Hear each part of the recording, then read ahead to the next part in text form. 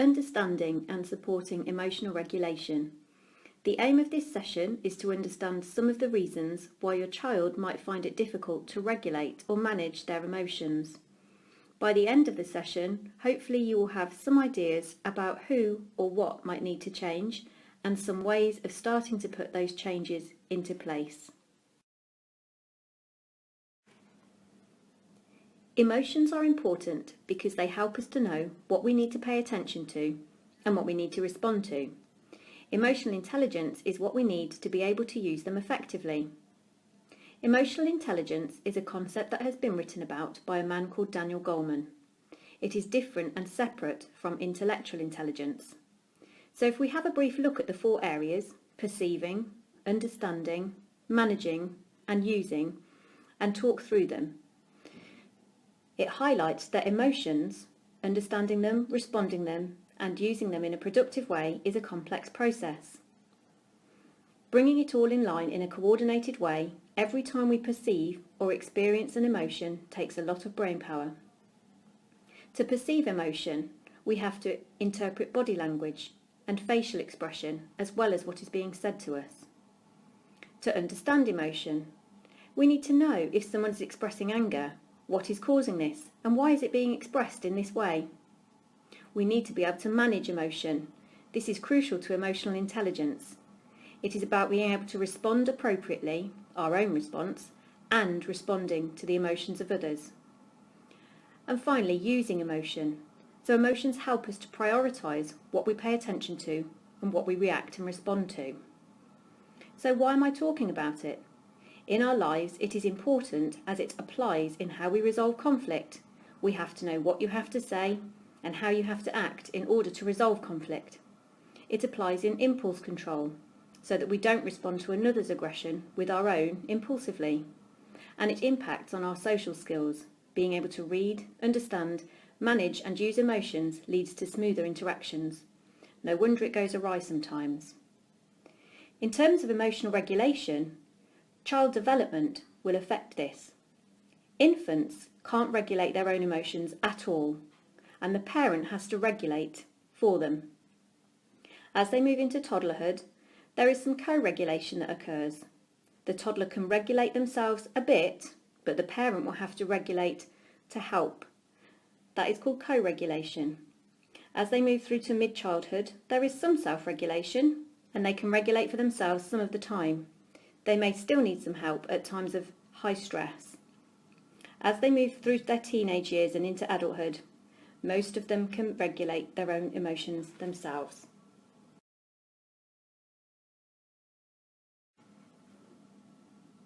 In addition to the regular stages of development that children go through, if there are neurodevelopmental difficulties, these will complicate things even further. We can have a look at some of the diagnoses that may apply to your children or ones which you may be awaiting assessment for. Autism, ADHD, dyspraxia, social communication disorder, and language disorder. There may also be other conditions such as dyslexia, and we know that all of these diagnoses cause a range of difficulties which we can think about now in a bit more detail. The variety of neurodevelopmental diagnoses previously mentioned can cause a number of different problems. I will go through some of these now. Information processing is the way that we're able to understand, process, retain and act on the information that comes into us. It can include our processing speed, so how quickly we can convert what is being said to us into something that makes sense. For example, being given instructions to follow and being able to process what is being asked and then follow those instructions through. Interaction. Difficulties in interaction are indicated in all of the diagnoses mentioned before. If we think of autism, finding it hard to interact socially is central to the experience and can cause difficulties across situations. The struggle to understand others, as well as to be understood, makes social interaction difficult. Self-control. Here I'm going to talk, for simplification, I will talk about the old and the new brain. The old brain, which includes the limbic system, gets us fired up. It responds in our fight, flight or freeze mode when we detect threat. The new brain specifically the prefrontal cortex, helps us to inhibit our response, consider others' perspectives. It allows us to pause before reacting and helps us to calm down. This prefrontal cortex is right at the front of the new brain. When the new brain and the old brain communicate well, we can stay in a state of equilibrium. For example, we will be calm, we'll manage the situation we're in, and we will cope with stress. An example, if I walk down my road and see a brown stick on the floor in front of me, my old brain might detect the possibility of threat. Is it a snake? My new brain will be able to monitor this response, and I will be able to think to myself, it is unlikely to be a snake. I'm in the middle of a city.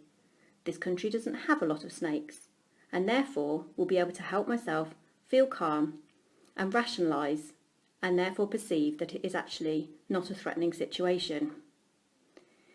When the old brain gets too agitated, we can flip our lid and the new brain goes offline. When this happens, we struggle to utilise any of the bits that are socially useful, the bits which make our behaviour more acceptable to others.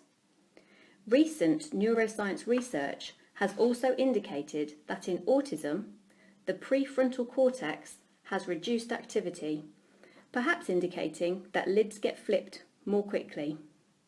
Additionally, it is the bit of the brain that develops last, up to the age of 25 or so. So even without a neurodevelopmental diagnosis, this controlling of emotions, inhibiting responses, and pausing before reacting is more difficult until we're in our 20s. This is obviously then going to be compounded for any young people if they have a neurodevelopmental diagnosis on top of it. Learning. This impact can be due to the difficulties we have already mentioned, for example, information processing, but can also be linked into other difficulties such as sensory processing problems. So some of the problems do overlap and compound each other. Coordination can be poor across neurodiagnoses. This can also impact on learning and attention. If we think of dyspraxia and some of the difficulties which that presents in terms of participation and functioning in everyday educational, work and employment activities. Sensory processing, the way we interpret incoming information to our senses, which are bombarded every moment we're awake. Making sense of it all can be a struggle due to sensitivities present in a lot of diagnoses. This can cause a variety of problems, including disrupted concentration and increased levels of anxiety. Relationships. Sometimes making friends is okay, but keeping them is more difficult. For example, understanding how to share and care, to show interest and to repair damage. Attention and concentration. Again, this can be linked with some of the things already mentioned. Information processing has to be working well and can't be overwhelmed by sensory information. We need to be able to be feeling safe to be able to pay attention and concentrate. We can be easily distracted. There is obviously also the chance for people with ASD to be very good at concentrating or pay attention to their area of special interest, but perhaps not for other things. With all of these difficulties, it is important to try to protect self-esteem, so to boost the things that they are good at. Lots of little experiences of success will be important in this.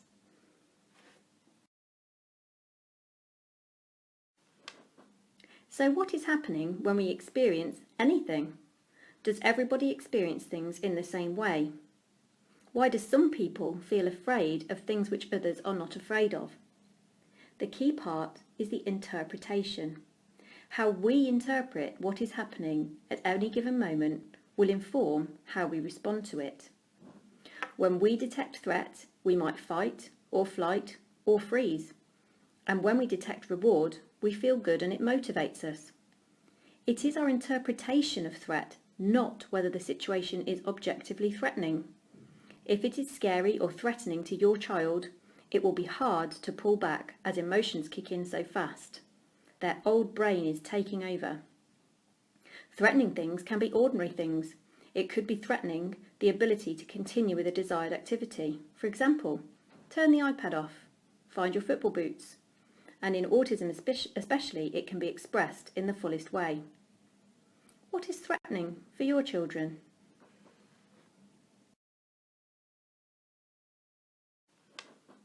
So what is happening when we experience anything? Does everybody experience things in the same way? Why do some people feel afraid of things which others are not afraid of? The key part is the interpretation. How we interpret what is happening at any given moment will inform how we respond to it. When we detect threat, we might fight or flight or freeze. And when we detect reward, we feel good and it motivates us. It is our interpretation of threat, not whether the situation is objectively threatening. If it is scary or threatening to your child, it will be hard to pull back as emotions kick in so fast. Their old brain is taking over. Threatening things can be ordinary things. It could be threatening the ability to continue with a desired activity. For example, turn the iPad off, find your football boots. And in autism especially, it can be expressed in the fullest way. What is threatening for your children?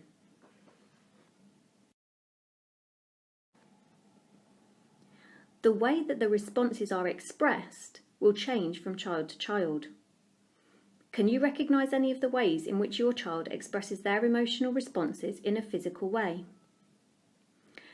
Areas of the body commonly affected: the head. The mind might race, increased worry levels, headaches, feeling faint or lightheaded, feeling unreal. The face may go red, hot or blush. The eyes, blurred vision might occur, or they may feel disorientated in terms of their sight. The mouth can become dry. They may speak more quickly or find it hard to swallow. The neck and shoulders may become tense and stiff, with perhaps muscular pain associated. The arms and hands can experience tingling sensations or feel numb.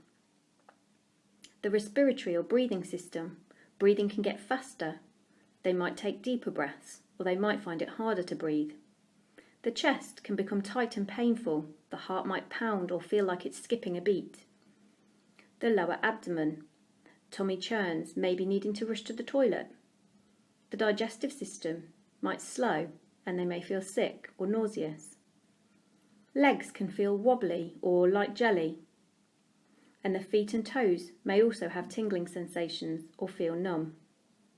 Some will experience feeling hot or sweaty all over. When we link this with sensory sensitivities, some of these may also be experienced in a more heightened way. A churning tummy might be quite painful. Feeling hot might be burning up. To reiterate that interpretations make all the difference, we'll go through a brief example. A shower may be an ordinary and necessary thing, but if it is interpreted as threatening to your child when the request is made, then an extreme emotional response might follow. Oh no, time for a shower. Showers are horrible. No, I don't want to do it. Then you may respond by, you are making a problem. You have to do what other kids do. Go for your shower. And the cycle continues.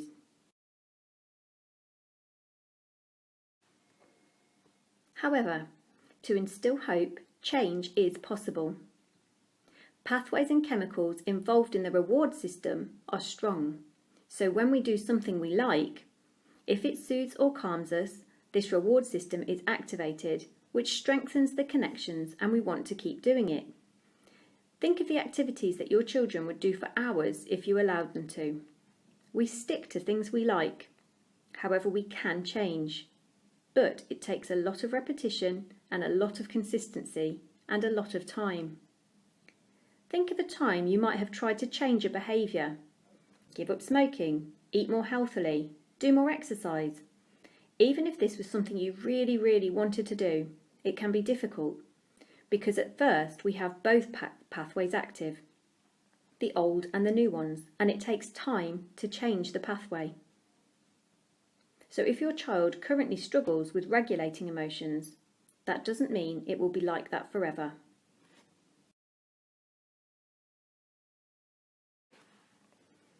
We will continue to think about how interpretation affects experiences and behaviour. We're going to now look at how sometimes we can get caught up in ways of responding using our bow tie. This is about how we can sometimes get trapped in patterns of interaction through our thoughts, feelings, and behaviour. To explore the differences in interpretation, we could think of this as the child might be doing something like making silly noises, which mum experiences as being annoying or as the child playing up in some way. However, the child might not have realised that it was annoying, or that it was a behaviour that the mum did not want them to be engaging in, or that he's been doing it for half an hour now. Mum's interpretation of the same experience is different and have not seen things in the same way as the child has. So the mum's response is that you are playing up for no good reason, and the action is to tell him off.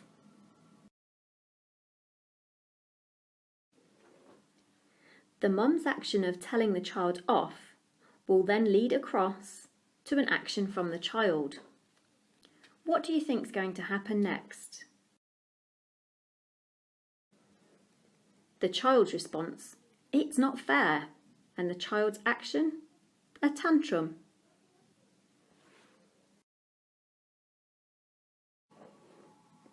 And what is the response to a tantrum? Mum then interprets that as the child is playing up again. So when we look at this, which bit has affected which other bit? Which part of this bow tie could have been changed most easily? Who might be more capable of changing their interpretation and their response? What could have gone differently? Perhaps Mum could have tried to change her response. If her reaction was different, could it have de-escalated rather than fired up the situation? Could she have tried to keep the prefrontal cortex involved rather than contribute to the lid flipping? Perhaps asking a question such as, "Why are you doing that?" or letting them know that that noise is interrupting this TV programme. You're then helping to coach them in social behaviour too, becoming aware of their behaviour impacting on someone else. So you can see that changing an interpretation or a behaviour may provide a way out of a repeating pattern. A note on fairness here. If there are siblings, they may complain that they are not all treated the same, and you might have to explain that fairness isn't necessarily about sameness, but it is about being tailored to the individual needs. Just as you wouldn't discipline a 3-year-old the same as you would a teenager, you wouldn't necessarily communicate with a child with a neurodevelopmental diagnosis the same as you would a child without one. We're going to think a little bit more about how the same experience can be interpreted very differently and can therefore impact on the response. Here, you have told the child that they need to go shopping. It is a fairly small problem for this child. The degree of threat is key in how they react. His thoughts are, I want to play the game more. I might not get to play this part tomorrow. My brother might not let me on the game again. This child can be reassured by explanations and predictability. He might protest a little bit and will probably need a little bit of encouragement, but it doesn't look like it would be heading for a full meltdown. This second child is in exactly the same situation. The parent has asked them to go shopping. However, here the threat is getting bigger. The old brain is rumbling. I love gaming and I don't want to stop. I'm not interested in going out unless we can go to game. I want to know when I can play again. The lid is still in place, but definitely has the potential to flip here. The child will need more help to address their fear. For this child, it is not an anxious situation or even a feared situation. They have detected a big threat. The child's sense of self is threatened, so they will resist the request very strongly and they will need a lot of help to calm down. I am a gamer. Gamers play games all the time. Gamers don't go shopping or to the park. Gamers practice games so they can win. I want to be the best and win. I can do that well and I enjoy it. I don't want to stop. You can see here, for this child, the request to go shopping has well and truly flipped his lid and the old brain has taken over. This child's responses now are not within his control. So how can you support your child to better manage their emotions? We'll look across 3 areas here: family life, emotions, and challenges. Family life. Predictability is important so that the child knows what to expect and when to expect it. Although this can't be for every eventuality, a consistent degree of predictability can help to make them feel safer. It might be that there are bedtimes for term time and bedtimes for school holidays, but they would know this in advance. House rules can help to manage expectations so that the child knows what is within and outside the boundaries in terms of behaviour. Fairness, as previously mentioned, can be explained as people are treated the way they need to be treated. You wouldn't treat a 2 and a 10-year-old the same in terms of discipline, as their developmental stages will require different strategies. Likewise, in terms of a child with a neurodevelopmental diagnosis and a child without, the difficulties they experience, as mentioned before, will dictate that different strategies and approaches are required. Emotions. Use your own empathy. Really put yourself in their shoes. If I were my child in this situation, how would I be feeling? Their worries might not make sense to you, but you can try to see them from their perspective. Accepting their emotions, but not necessarily the behaviour. It is real to them. So a meltdown over a trivial matter, you can empathise that they are feeling upset, but let them know that it is not okay to hit out at others. Being a good role model. So trying to keep your prefrontal cortex online. If you want them to stop shouting, you probably need to stop shouting too. Sometimes talking out loud can be helpful for them to learn how you're managing your emotions. For example, I'm starting to feel really cross. My heart is beating quickly and I can feel my mouth getting dry. So I'm going to go to the other room and take some deep breaths or step outside in the fresh air and wait for my feelings to calm down a bit. Challenges. Breaking experiences down in terms of forward planning. So for instance, a trip out, you can explain where you will be going and who might be there. You can explain it, but don't be drawn into repeating over and over and over. In a developmentally appropriate way, you can coach them to take some responsibility in this. So for example, you might explain something a maximum of 3 times, but after that, direct them to a written explanation so they can check it out for themselves. When they are facing a challenge, it is about offering support through it. Think about learning as taking place over time. People need to be supported in different ways at different times.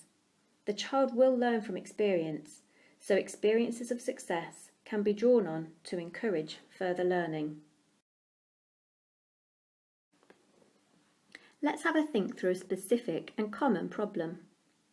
It might be that your child experiences problems in going to school.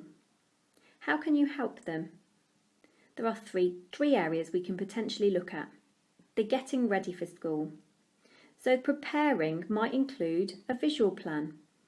If we think back to information processing difficulties, it might be difficult for them to process what you have said in a deep enough way to retain and draw on it.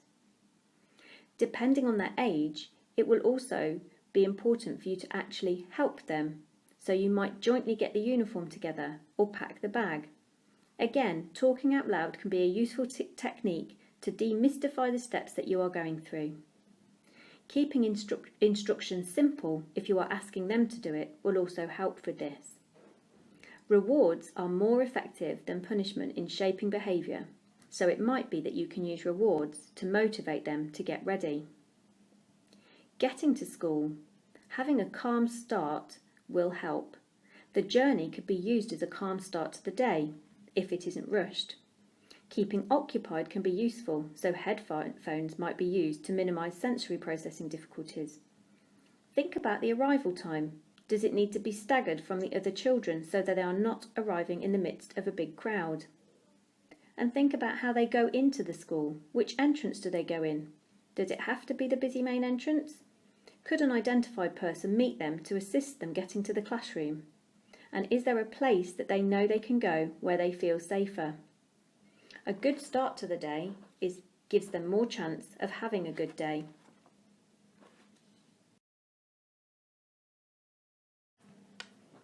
A second example might be getting cross about bedtime.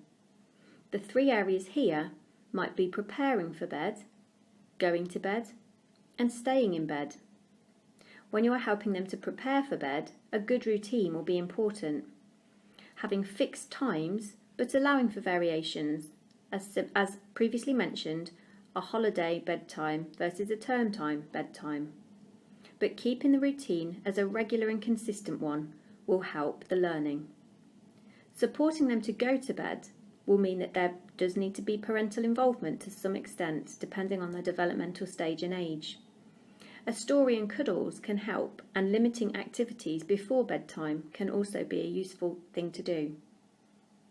Supporting them to stay in bed means ensuring that their environment is calm and that perhaps there is a reward programme in place for keeping to the rules.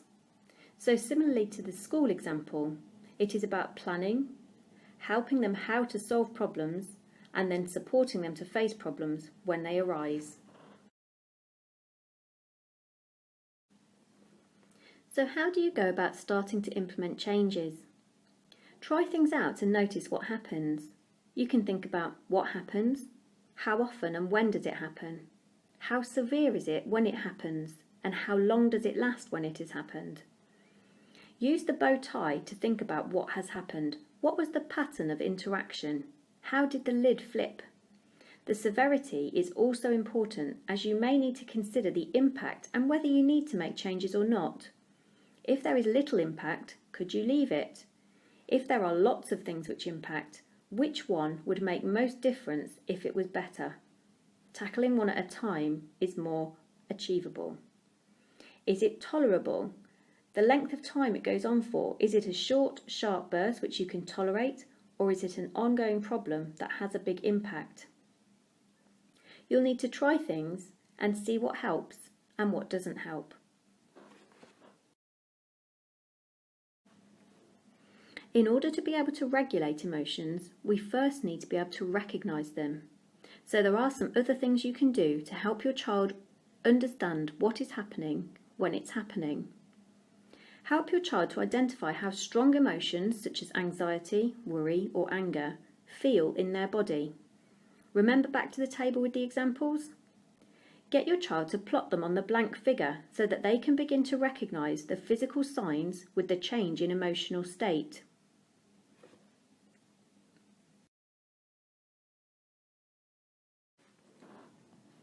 Once your child recognises how their body feels when they are feeling certain emotions, it can then be helpful to try and notice what the possible triggers are. That is helping your child to identify situations that impact on their emotional state. You can start with the 5-point scale at number 1, where they feel calm, soothed and happy. Moving up, the child can think about what the situation is, what the emotional state looks like for them, what it feels like, and what they can try to do. This can be supplemented with the anxiety curve you'll see on the next slide. For example, at 1 for never bothers me, this could be sitting in the front room watching a DVD. This looks like I have a relaxed body and a smiling face. I'm feeling happy, calm and content. I don't need to do anything. Moving up to number 2, this bugs me a bit. This might be when my brother has loud music playing in his room with the door shut. What it looks like, I stop smiling and I put my hands on my ears. It feels uncomfortable. What can I do? I can let Mum know. I can cope with this though. I can carry on with what I am doing. Moving to number 3, this makes me nervous, is if there is a loud noise when the classroom is quiet.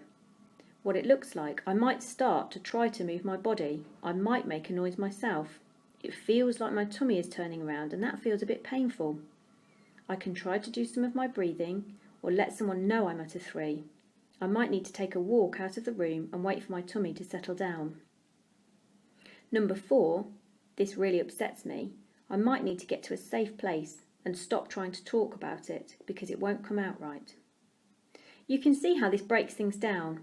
If this is too much, depending on your child's age, it can be as simple as a feels like sleepy, looks like a smiley face drawing for a number 1, up to feels like mad and looks like a cross face at number 5. Tailor it to your child. You can incorporate analogies that they like, for example a volcano, a racing track or a thermometer.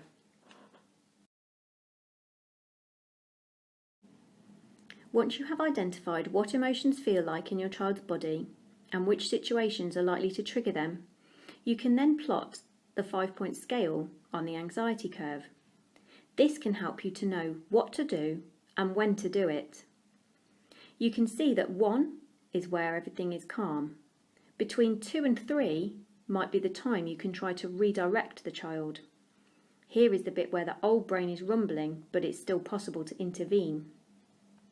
This might be where your child's individual positive strategies will need to be used. It could be a social story to aid understanding of the situation, a calming sequence, breathing, yoga, whichever things you have identified with your child help them to de-escalate rather than escalate their emotions. At a 4 and a 5, it's likely to be too late, and 5 is where they are having their old brain in complete charge.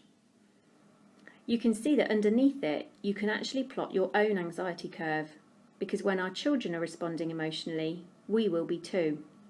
It might mean that you need to learn which strategies you need to use at which points in time also.